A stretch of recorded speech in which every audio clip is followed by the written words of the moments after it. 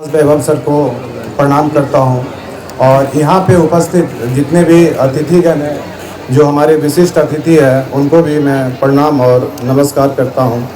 और यहाँ पे उपस्थित जितने भी लेट्स इंस्पायर बिहार को इस कार्यक्रम में सुनने के लिए आए हैं, उन सभी को मेरा प्रणाम और नमस्कार।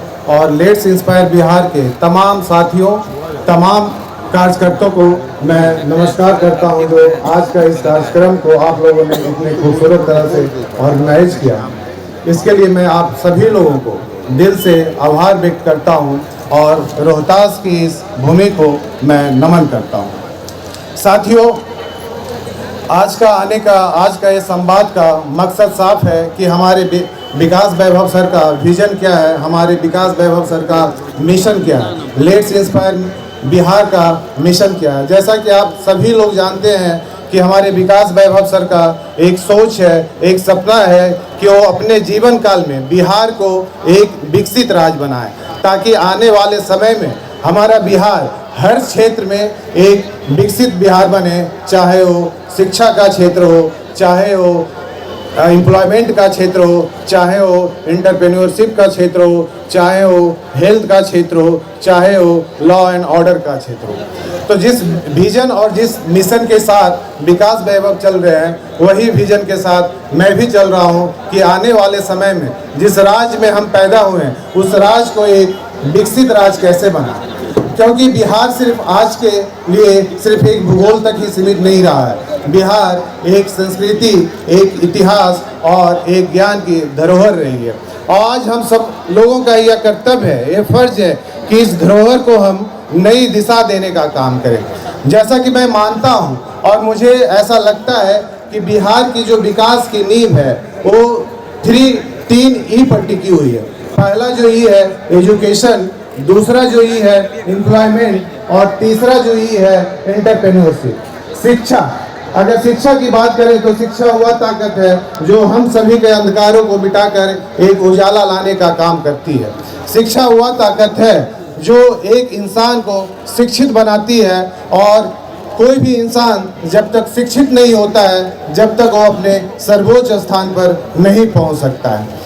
एक सही शिक्षा के बिना आपके जो सपने हैं वो सिर्फ कल्पना बनकर रह जाती है, आपके जो सपने हैं वो सिर्फ सपना बन के रह जाती है। अगर दूसरा एम्प्लॉयमेंट की बात करें, रोजगार की बात करें, तो शिक्षा के बाद अगर ज़िंदगी में जो सबसे ज़्यादा ज़रूरी है वो रोजगार है।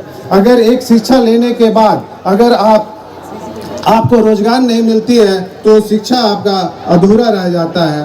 तो हम चाहते हैं कि बिहार के जितने भी युवा हैं आने वाले समय में अपने कौशल पे, अपने स्किल डेवलपमेंट के ऊपर काम करें, ताकि आने वाले समय में हम एक अच्छा बिहार को विकसित बिहार बनाएं। और तीसरा जो है एंटरप्रेन्योरशिप, उद्यमिता। अगर हम एंटरप्रेन्योरशिप की बात करें तो बिहार के युवा में अगर देखा जाए तो बिहार के युवा में अपार प्रतिभा और साहस है। ज़रूरत है कि हम उन्हें अब प्रोत्साहित करें, सही मार्गदर्शन दें, ताकि आने वाले समय में हमारे बिहार के युवा रोजगार खोजने वाले नहीं बल्कि रोजगार देने वाले बने। तो यही तीन मिशन के साथ हम लोग चल रहे हैं। तो बिहार अगर हम बदलने की बात कर रहे हैं, अगर हम बिहार को एक विकसित बिहार बनाने की बात कर रहे हैं, तो इसके लिए हम सभी को पहले खुद विकसित होना पड़ेगा। हमें पहले खुद को बदलना पड़ेगा।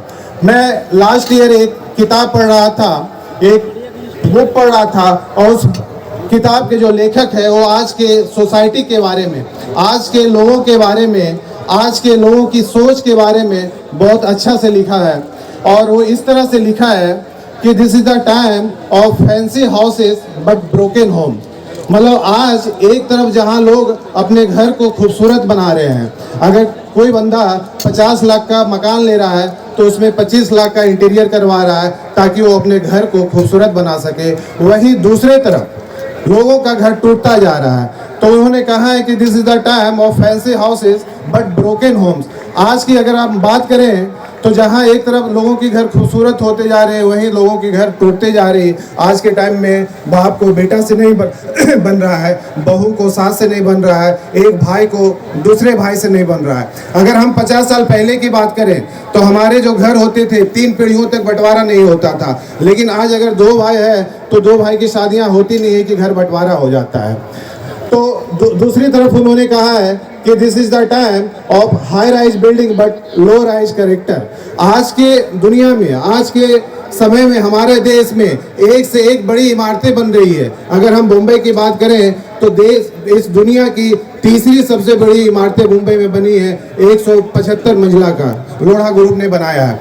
तो एक तरफ जहाँ पे हमारी बिल्डिंगें ऊंची हो रही है, वहीं पे हमारे समाज की जो सोच है वो छोटी होती जा रही है। वहीं दूसरी तरफ उन्होंने कहा है कि this is the time of broader highway but narrow view point. जहां एक तरफ हमारे देश विकास कर रहा है, यहाँ की सड़कें चौड़ा होते जा रही है। आज हमारे देश के जो प्रधानमंत्री है वो दिल्ली और मेरठ के जो हाईवे है वो 16 लाइन की बना दिए। वहीं पे दूसरी तरफ जो है वो लोगों की जो व्यू पॉइंट है वो सिकुड़ती जा रही है, छोटा होते जा रही है। वहीं दूसरी तरफ उन्होंने कहा है कि this is a time of double income but more diversity. आज के टाइम में लोगों की इनकम डबल होते जा रही है, हस्बैंड वाइफ दोनों कमा रहे हैं।